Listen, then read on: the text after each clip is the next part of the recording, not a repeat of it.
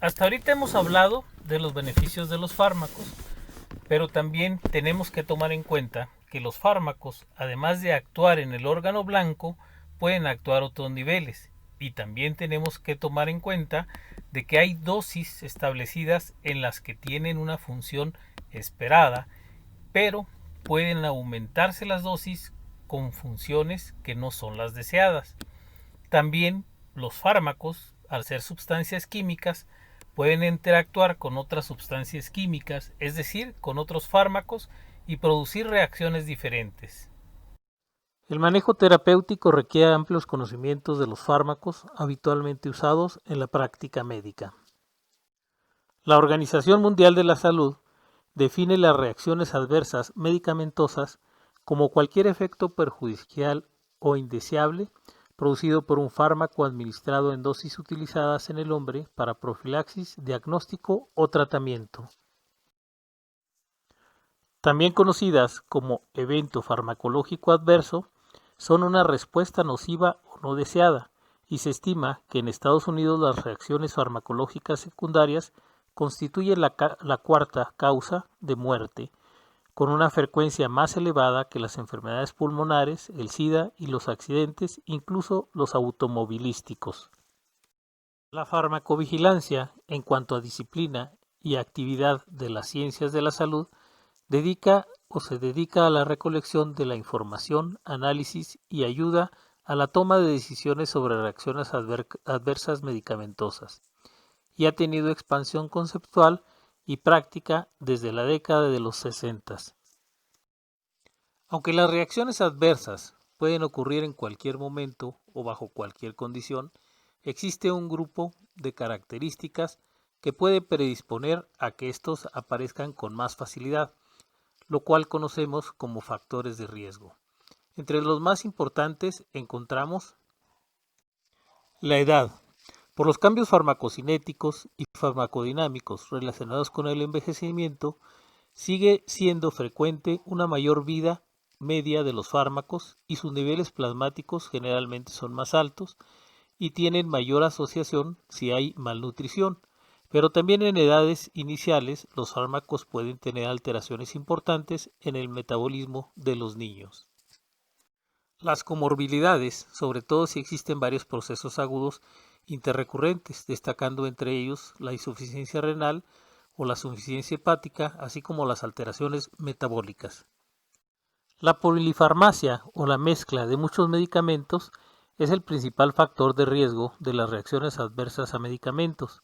Se incrementa exponencialmente las reacciones con el número de fármacos tomados, 5% si se toma 1 o 100% si se toman 10 o más. También influye el tipo de fármacos, la dosis empleada y la duración del tratamiento.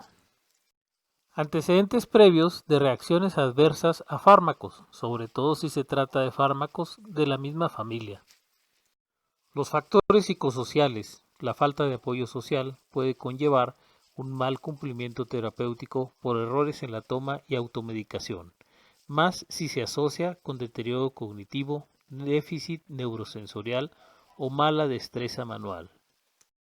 Los factores relacionados con el facultativo que prescribe, indicaciones inadecuadas de los fármacos, prescripción excesiva con pautas complejas y de difícil cumplimiento, o que no se expliquen correctamente las indicaciones de cómo tomarlo. Esto está muy relacionado con la falta de capacidad o la falta de actualización del médico. En relación al sexo, hay fármacos que interactúan con las hormonas femeninas o masculinas y pueden provocar reacciones adversas, como por ejemplo la cimetidina, un bloqueador de las bombas de ácido en el abdomen, que también podía causar ginecomastia en los hombres. El lugar de la aplicación también es importante, como por ejemplo cuando aplicamos medicamentos en regiones de la piel muy sensibles, como por ejemplo capsaicina, que es un derivado del chile y que sirve para tratar el dolor, pero puede irritar la piel. También la aplicación de medicamentos cerca de las mucosas puede producir irritación de las mismas. Las reacciones adversas se clasifican mayoritariamente según la clasificación de Rowling en de tipo A o dosis dependientes, y de tipo B o idiosincráticas. Las reacciones tipo A o intrínsecas son consecuencias de una acción farmacológica exagerada pero previsible del fármaco o de sus metabolitos y forma dosis dependiente. Son las más frecuentes, su incidencia y morbilidad es elevada pero baja en su mortalidad. Las reacciones tipo B o aberrantes son por hipersensibilidad y no dependen de la dosis del fármaco ni de sus efectos farmacológicos esperados, sino de la idiosincrasia de cada individuo, su relación con mecanismos genéticos e inmunológicos aún poco conocidos. Son difícilmente predecibles, menos frecuentes, pero con alta mortalidad. Las reacciones tipo A o dependientes de las dosis, que son por concentración anormalmente elevada en plasma, pueden deberse a una sobredosificación, que es lo más común, o un aumento en la absorción intestinal, o por disminución de la movilidad del intestino, o por deficiencias en la eliminación por insuficiencia renal o hepática. También influyen factores genéticos que afectan al metabolismo hepático y hay que revisar las dosis recomendadas por cada fármaco y realizar los ajustes necesarios según la edad y las patologías asociadas. También puede haber un incremento en la sensibilidad del receptor o interacciones medicamentosas. Las reacciones tipo B o aberrantes se dan por mecanismos inmunológicos en el metabolismo del fármaco que producen moléculas inmunológicamente reactivas que pueden tener efectos tóxicos celulares directos o producir reacciones alérgicas. Pueden producirse reacciones de citotoxicidad por la fijación tisular irreversible, lo que puede causar una excitación permanente del receptor o un bloqueo del receptor. Por causas farmacéuticas de descomposición de los productos activos o acciones de los excipientes.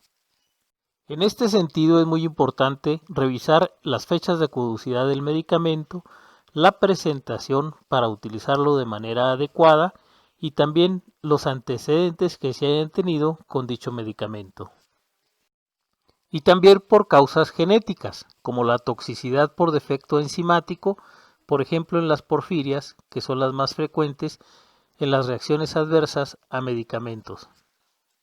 Recientemente, la clasificación de Williams y Thomson se ha modificado por varias controversias y ha aumentado las categorías de su clasificación, las cuales vamos a comentar a continuación. El grupo A o tipo A son aquellas que se observan con más frecuencia. Se caracterizan porque son dependientes de la dosis administrada, donde se reduce la dosis y desaparece el efecto.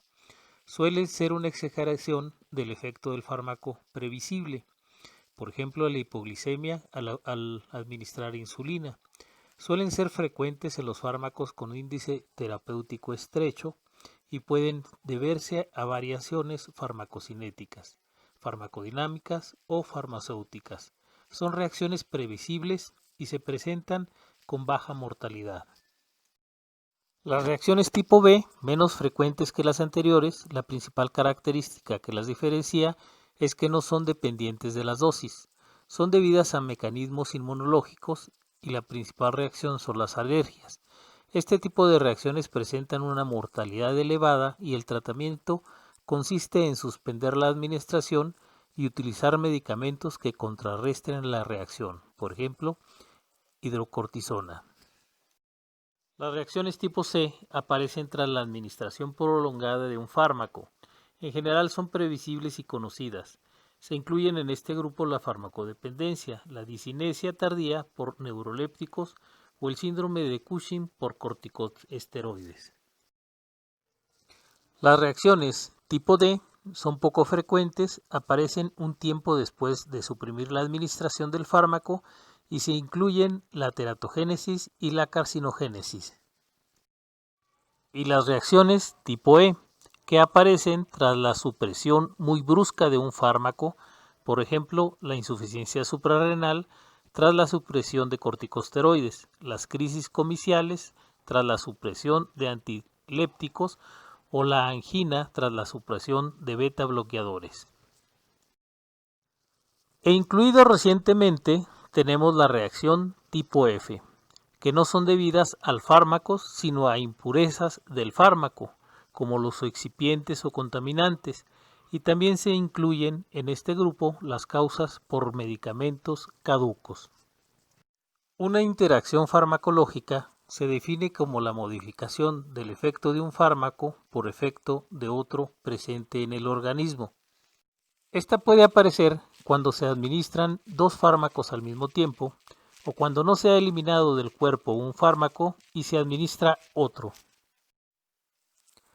Aunque hay que tomar en cuenta que no solo se producen por la acción entre fármacos, pudiendo ser también la acción de cualquier sustancia química, como alimentos, alcohol, tabaco, otras plantas, entre otros.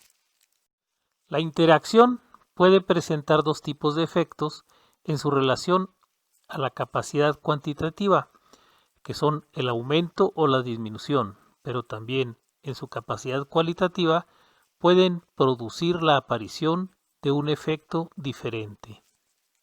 Las interacciones de los fármacos pueden buscarse al momento de administrarse o pueden ser interacciones no deseadas o no esperadas. Y podemos clasificarlas como sinergias, es decir, como antagonistas, lo que significaría que tengan el mismo efecto los dos fármacos o potencialicen uno al otro su efecto, o como antagonistas, es decir, que inhiban el efecto uno al otro o disminuyan el efecto de uno al otro, lo que puede ser útil en el manejo de intoxicaciones. La posibilidad de que exista una interacción entre medicamentos va aumentando con el número de medicamentos que administramos simultáneamente, y se dice que si administramos dos medicamentos, la posibilidad es de 1% o incluso menor, pero que cuando se administran 10 medicamentos, la posibilidad es casi del 100%. Las interacciones podemos clasificarlas como deseadas y no deseadas, pero generalmente se clasifican como farmacéuticas, farmacocinéticas o farmacodinámicas, siendo las farmacodinámicas las más previsibles. Las interacciones farmacocinéticas tienen lugar durante los procesos de absorción, distribución, metabolismo o eliminación y generan un aumento o disminución de los niveles plasmáticos de los fármacos. La más común es la relacionada al uso de medicamentos con la alimentación. Las intoxicaciones por fármacos son importantes ya que pueden ser graves e incluso mortales para algunos fármacos, aunque generalmente no aparecen si usamos las dosis correctas y si conocemos de forma correcta a nuestro paciente, sus limitaciones, sus patologías coadyuvantes o concomitantes, así como sus costumbres. El riesgo de una intoxicación aumenta con el uso de medicamentos con índice terapéutico estrecho o por el abuso de los pacientes o en pacientes con edades extremas. Las manifestaciones clínicas de una intoxicación farmacológica pueden variar desde ser muy leves, como sentirse mal, tener mareos, náusea o vómito, y pueden ser transitorias, o pueden ser muy graves que producen hasta la muerte, lo que depende básicamente del fármaco que estamos usando y de las condiciones de nuestro paciente. El tratamiento generalmente es sintomático, aunque pueden existir antídotos como la naloxona para los opiáceos o la N-acetilcisteína para el uso de paracetamol, o productos que ayudan a eliminar el fármaco o a bloquear su absorción, como el carbón activo. Como ya hemos mencionado, las intoxicaciones son especialmente peligrosas en niños y en ancianos.